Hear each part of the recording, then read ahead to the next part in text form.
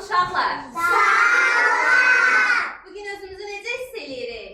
Yaxşı. Əla. Uşaqlar, deməli, dünən ayın 6-sı isə, bugün ayın neçəsidir? 7-sidir. Bəs biz neçənci aydayıq? 5-ci. Hanı ay ayındayıq? Yanvar, fevral, mart, aprel, may və 2025 il. Aha, uşaqlar, bugün həftənin neçənci günüdür? Bugün 3-cü gündür. Ümumiyyətlə, həftədə neçə gün olur? 7 gün olur. Bazar ertəsi, Çərşənbə axşamı, çərşənbə, cümə axşamı, cümə, şənbə, bazar. gün bədii təfəkkürün inkişafı məşğələsi keçəcək uşaqlar. Gəlin məşğələmizə belə başlayaq. Sizə bir səs dinlədəcəm. Görək bu səs kimin səsidir, sizə tanış gələcək. Ben bileyim ki sen benimsen.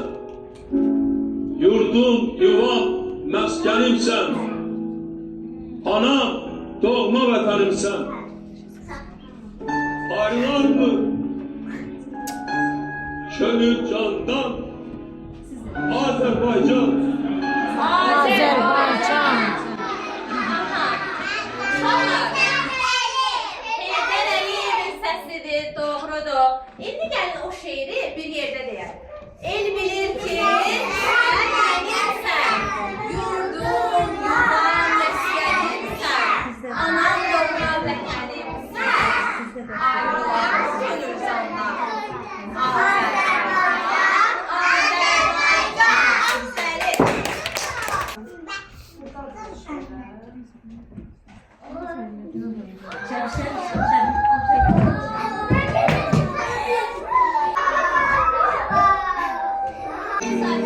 Onun milli mensubiyeti, onun gurur mənbəyidir. Mən həmişə fəxr etmişəm.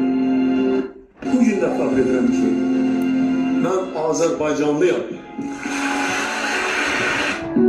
Uşaqlar, deməli Heydər Əliyev Azərbaycan Respublikasının qurucusu olmuş.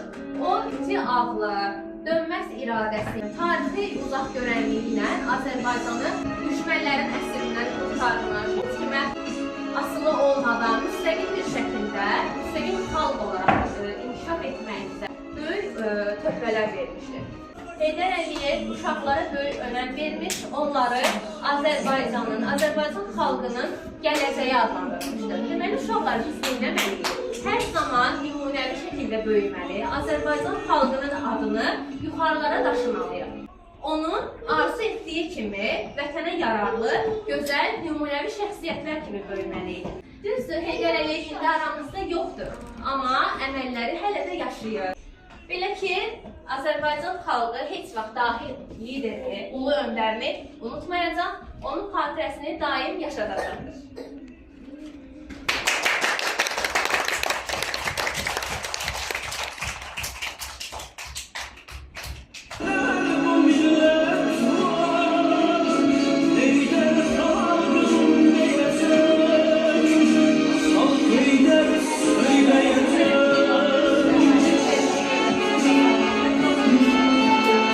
Biz azadıq, biz müstəqilik, biz sərbəstdik.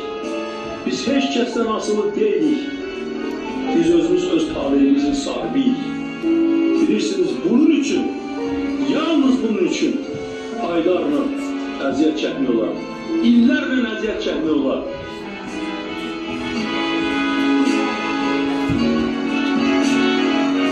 İndi biraz yorulduq elə bil, düzdür? Aha, ayağa qalxaq. İki sıra düzülək.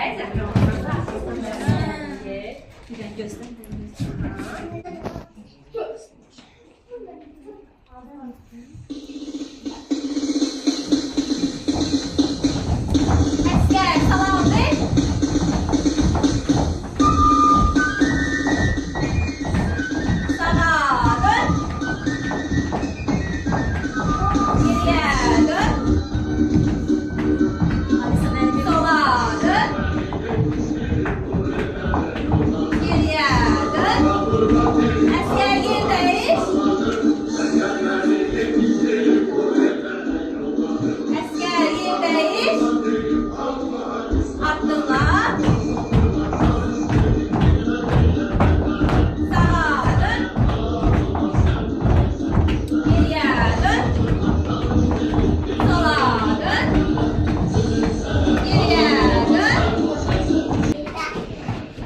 Adam görmeye de Onun hakkında bir şiir öğrenək.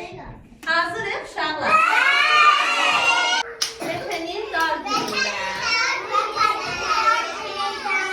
onun dadına çatdım. Rəngli bayrağını zirvələrə ucaltdım. Mən yurdumuzun üstündən qovdum qara kölgəni. Məhv olmaqdan qorudum. Xilas etdin ölkəni. Çiçəklənən ölkəmiz Hindistana oxşayır. Özün olmasan belə əməllərin yaşayır. Uşaqlar şeiri bəyəndiniz? Aferin sizə.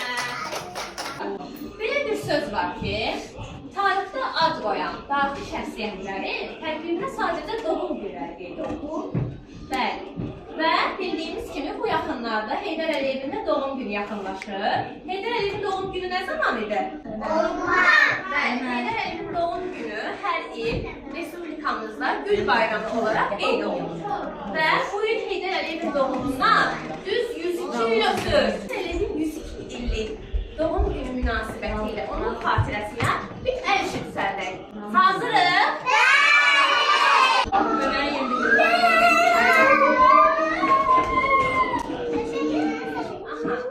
Deməli uşaqlar, əlimizdə 3 dənə rəqəm var. Sayaq 1, 0, 2. Bəs yaxşı, keçən mövzumuzda biz 1-0-2-ni başqa cürə keçmişdik. Biz telefona 1-0-2 deyə zəng eləyəndə kimə zəng çatırdı? Polisə zəng çatırdı, bəli. Deməli uşaqlar, bizim başımıza hardasa təhlükəli iş gələrsə, özümüzü təhlükə altında hiss edərsək və ya kiməsə nəsə olunduğunu görsək, nə edirik?